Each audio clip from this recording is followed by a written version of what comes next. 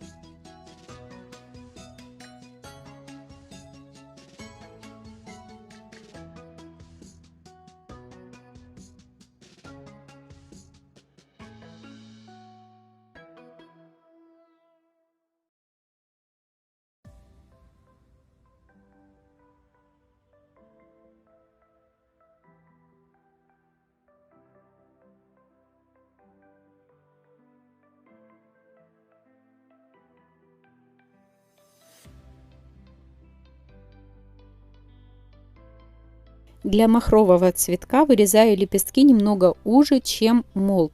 Их понадобится штук 15-18.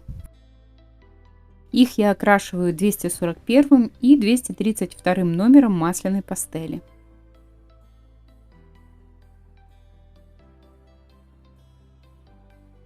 Далее задам деталям нужную форму. Складываю их повдоль и по складке подтягиваю как бы дугой, создавая изгиб.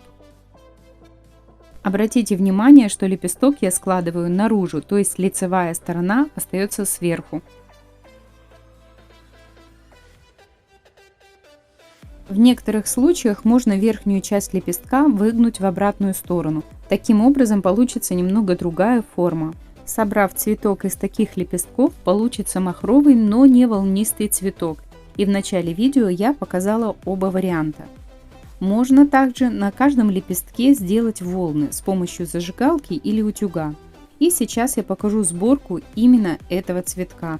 При такой сборке подходят все правила, оговоренные раньше. Но так как деталей больше, я собираю цветок произвольно, соблюдая округлость и воздушность цветка. Далее в видео я покажу подробнее. И надеюсь, что вы уже поставили лайк и подписались на мой канал. Также, друзья, я буду очень благодарна за репосты. Мой 100-дневный марафон подходит к своему завершению. И появление дальнейших видео будет зависеть от количества просмотров. А ваши лайки, комментарии и репосты помогут мне об этом узнать. С вами была Инна Жаре. Вам приятного просмотра и вдохновенного творчества.